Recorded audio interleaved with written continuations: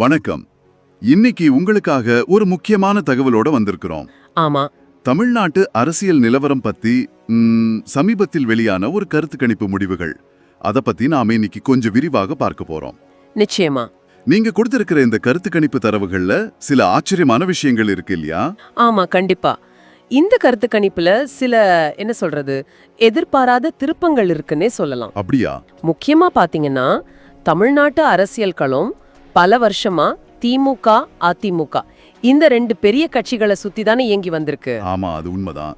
ஆனா இந்த கருத்து கணிப்பு கொஞ்சம் வித்தியாசமான ஒரு படத்தை காட்டுது. அந்த வித்தியாசமான படம் என்னன்னு கொஞ்சம் சொல்லுங்களேன்.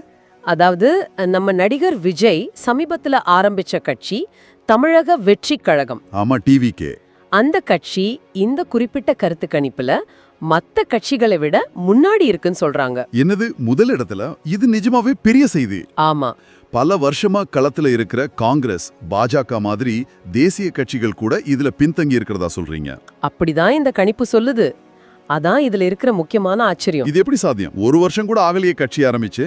அதுதான் இது கவனிக்க வேண்டிய ஒரு விஷயம். ஒரு புது கட்சி, அதுவும் இன்னும் தேர்தல்லே போட்டியிடாத ஒரு கட்சி, ஆமா, ஒரு கருத்து கணிப்புல இப்படி முன்னாடி வரதா சொல்றது ரொம்ப அசாதாரணமானது. அப்போ வாக்காளர்கள் மனநிலையில ஏதோ மாற்றம் வருதா? இல்ல இப்போ இருக்கிற கட்சிகள் மேல ஒரு சலிப்பா? அது ஒரு முக்கியமான கேள்வி. ஒருவேளை வாக்காளர்களின் எதிர்பார்ப்பு மாறி இருக்கலாம், இல்லனா இப்போ இருக்கிற கட்சிகள் மேல அவங்களுக்கு இருக்கிற பார்வையில ஒரு அதிருப்தி, சலிப்பு ஏற்பட்டிருக்கலாம். இந்த மாதிரி பல கேள்விகள் இது எழுப்புது. சரி, இந்த மாற்றம் அல்லது சலிப்புன்னு சொல்றீங்களே, அது எந்த அளவுக்கு இந்த கணிப்புல தெரியுது? அதாவது டிவிக்கு முன்னாடி இருக்கிறது சரி, ஆனா அந்த வித்தியாசம் எப்படி? ரொம்ப பெரிய வித்தியாசமா இல்ல கொஞ்சம் பக்கத்துலயா? இல்ல, இந்த கருத்து கணிப்பு டேட்டாவை பார்க்கும்போது இது சின்ன வித்தியாசம் சொல்ல முடியாது. ஓ, அப்படியா? கணிசமான வாக்கு சதவீதம், ஒரு நல்ல பெர்சன்டேஜ் டிவிகேக்கு ஆதரவா இருக்கிற மாதிரி இது காட்டுது. ஆனா சொல்லுங்க, நம்ம ஒண்ணு ஞாபகம் வச்சுக்கணும், இது ஒரே ஒரு கருத்து கணிப்பு தான். ஆமா, அது முக்கியம். தேர்தல் நடக்கும்போதுதான் உண்மையான நிலவரம் தெரியும். ஆனா இந்த கணிப்பு ஒரு போக்கை, ஒரு ட்ரெண்டை காட்ட முயற்சி பண்ணுது. ஒரு புது கட்சிக்கு, அதுவும் ஒரு சினிமா ஸ்டாரால ஆவந்திக்கப்பட்ட கட்சிக்கு இவ்வளோ சீக்கிரம் ஒரு கணிப்புல இவ்வளோ ஆதரவு வர்றது, இது எதை காட்டுது? மக்கள் நிஜமாவே ஒரு மாற்றத்தை ரொம்ப தீவிரமா எதிர்பார்க்கறாங்களா? அதுக்கு வாய்ப்பு இருக்கு. அது ஒரு முக்கியமான விளக்கமா இருக்கலாம். சில சமயம் மக்கள் நல்லா தெரிஞ்ச முகங்களையும் அவங்க அரசியலுக்கு ஒரு புது அப்ரோச் கொண்டு வருவாங்கன்னு ஒரு நம்பிக்கை வைப்பாங்க. குறிப்பா இந்த பாரம்பரிய அரசியல் கட்சிகள் மேல ஒரு அதிருப்தி அதிகமா இருக்கும்போது இந்த மாதிரி மாற்றங்கள் நடக்க வாய்ப்பு அதிகம். விஜயோட பிரபலம் அது ஒரு பெரிய ஃபேக்டர் என்பதில் சந்தேகமே இல்லை. சரி, அப்போ காங்கிரஸ், பாஜக மாதிரி இவ்வளவு வருஷமா இருக்கிற கட்சிகள் இந்த கருத்து கணிப்புல பின்தங்கி இருக்குன்னு சொல்றது, அதை பத்தி என்ன நினைக்கிறீங்க? அவங்களோட பலம் குறைஞ்சிட்டு வருதா இல்ல இது டெம்பரவரியா?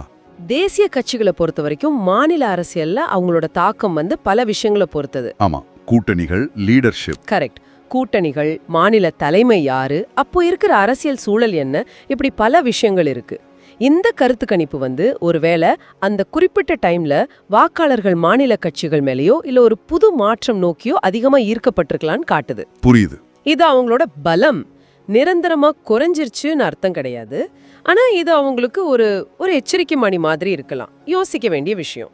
ஆக மொத்தத்துல இந்த கருத்து கணிப்போட முக்கிய சாராம்சம் என்னன்னா, தமிழக வெற்றி கழகம் ஒரு முக்கியமான அரசியல் சக்தியா உருவாக வாய்ப்பு இருக்குன்னு இந்த ஒரு கணிப்பு சொல்லுது.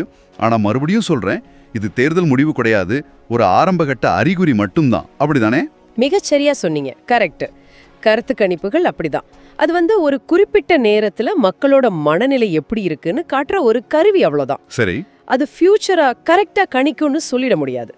தேர்தல் நெருங்க பிரச்சாரம், கூட்டணிகள், கடைசி நேரத்துல நடக்கிற சில சம்பவங்கள், இது எல்லாமே முடிவுகளை மாத்தலாம். உண்மைதான். ஆனாலும் இந்த கணிப்பை நம்ம விவாதிக்கிறதுக்கு ஒரு முக்கியமான பாயிண்ட கொடுத்திருக்கு. ஆக இந்த தகவல் எல்லாம் உங்களுக்கு ஒரு யோசனையை தூண்டி இருக்கும்னு நினைக்கிறேன். ஆமா, அதாவது ஒரு கேள்வி எழும்புது இல்லையா? ஒரு புது கட்சிக்கு இவ்வளவு சீக்கிரமா ஒரு கருத்து கணிப்புல இவ்வளவு ஆதரவு வருதுன்னா அதுக்கு பின்னாடி இருக்கிற சமூக அரசியல் காரணங்கள் என்னவா இருக்கும்?